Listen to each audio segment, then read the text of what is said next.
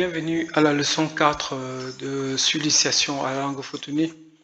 Ok, aujourd'hui nous allons voir beaucoup les prononciations et merci pour vos réactions, surtout pour ceux qui appellent pour encourager. Et nous voulons vraiment que vous likez la vidéo et que vous la partagez, surtout pour encourager ceux de nos enfants qui sont en contact, qui ne sont pas en contact avec la langue, mais qui sont en contact avec les parents qui n'ont pas le temps d'apprendre la langue. Ok, donc pour les prononciations, nous allons commencer par le G, G.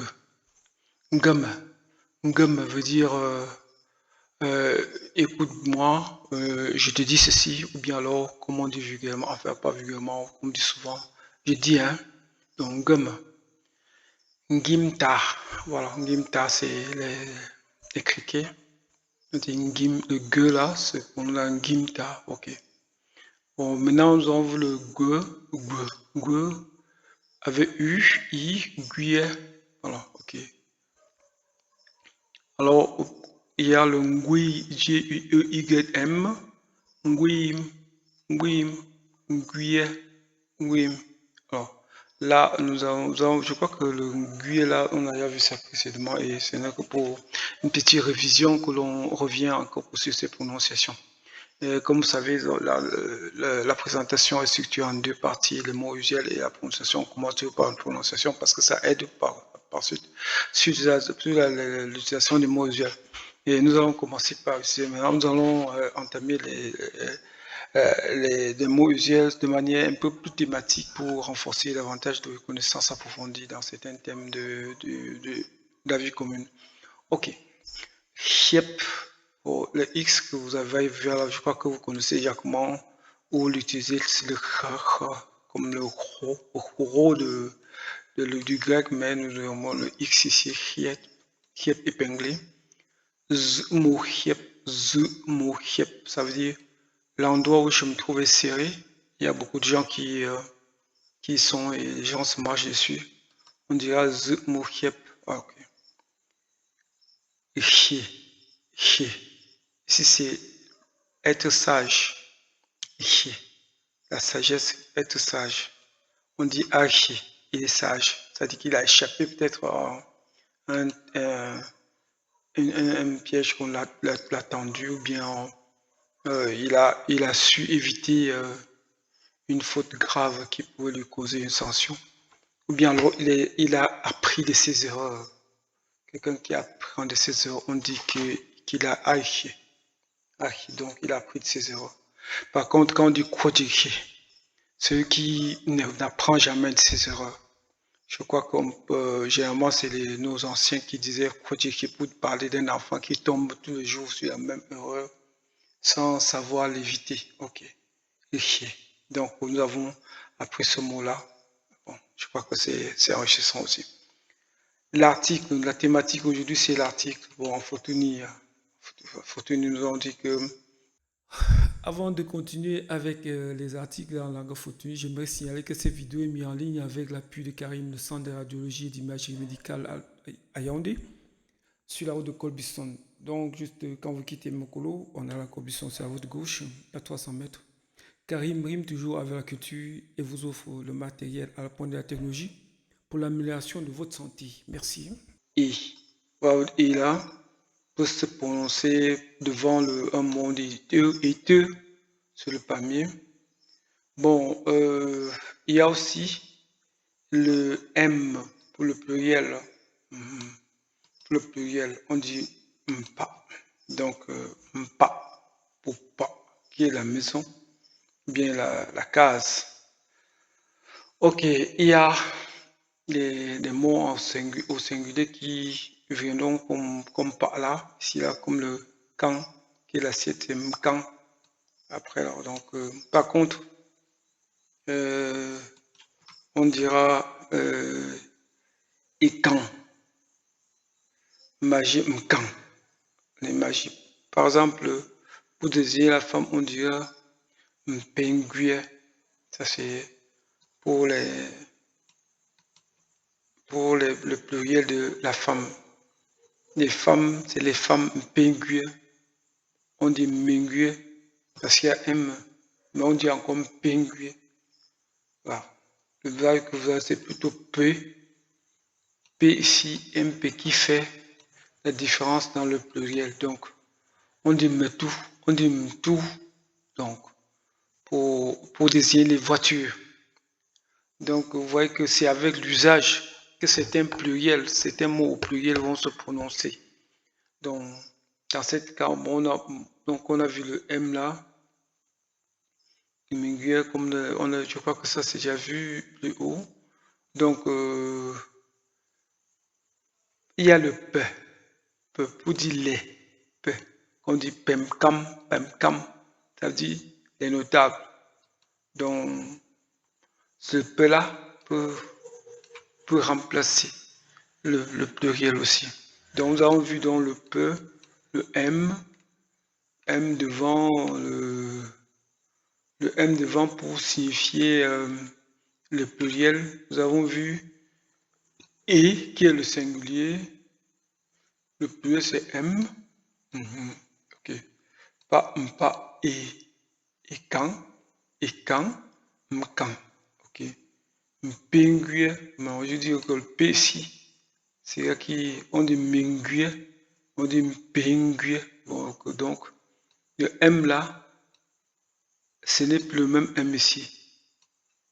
C'est le MP. Le P s'installe ici pour le pluriel, comme on a dit tout à l'heure.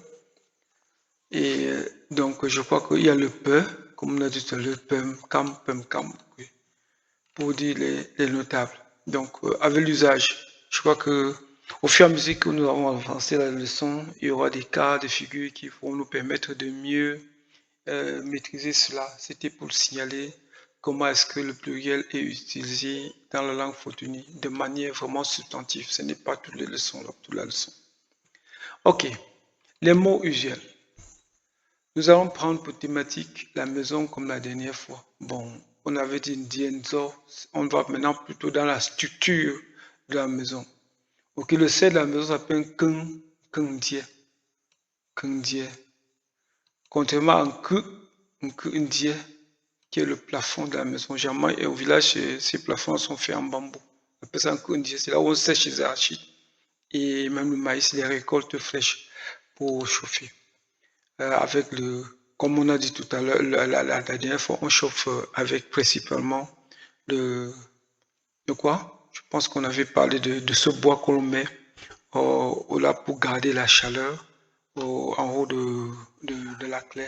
Pardon, au côté opposé à la porte d'entrée de la maison. Ok, on appelle ça mtche. Dans le mtche là, dans le famo, le mtche c'est l'entame de bois pour chauffer. Mais famo, c'est le bois qui garde le charbon. Que je crois qu'on avait vu ça dernièrement. Mbondier. Alors maintenant, mbondier, c'est la poutre. Hein? C'est la poutre. Bon, pas la porte. La poutre. La poutre sur laquelle repose le plafond de la maison. Okay? Donc, diamant pose ces plafonds. C'est poutres là avant de construire le kundier au-dessus. C'est un bondier. Ok. Childier, c'est la porte. Childier, c'est la porte. Au village, bon, je crois, moi ce que je me trompe, hein, on n'y a pas le mot fenêtre, mais on utilise le mot d'emprunt qui est window. Là, c'est le toit de la maison. Me sent pas. Vous voyez qu'on monte un peu ici avec le. Me sent pas. C'est les fermes de la maison. Lorsqu'on finit, il faut mettre les fermes pour bloquer. Après, on va poser le tôle pour fermer les trous qui restent. Après que l'angle supérieur de la maison se soit décrit avec le toit. Ok. Ok, l'angle externe de la maison, c'est-à-dire à l'extérieur de la maison, quand il y a un angle là, on appelle ce pas. Donc, alors qu'à l'intérieur, on appelle tito, puisque c'est un angle entrant, alors dehors, c'est un angle sortant. Ok. Sapa, c'est le mur, sapa. Donc, sapa.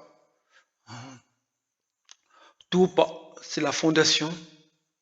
Maintenant, nous allons voir les toits, un peu les différents types de toits. Il y a Payang, c'est les maisons avec des nattes de raffia, Et Paping, couvertes avec la taille. La paille, c'est des maisons encore davantage plus rares au village, mais vraiment qui doivent être restaurées pour pouvoir promouvoir vraiment cela comme élément culturel.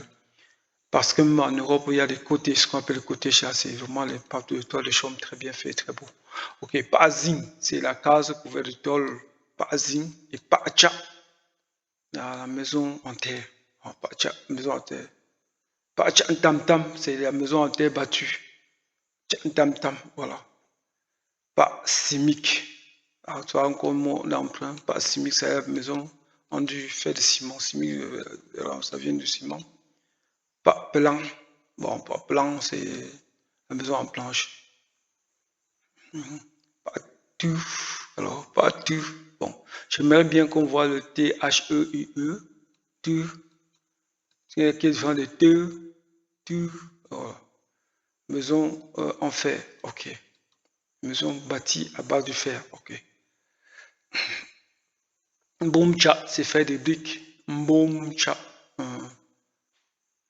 Mbayan, tisser les nattes de raffia.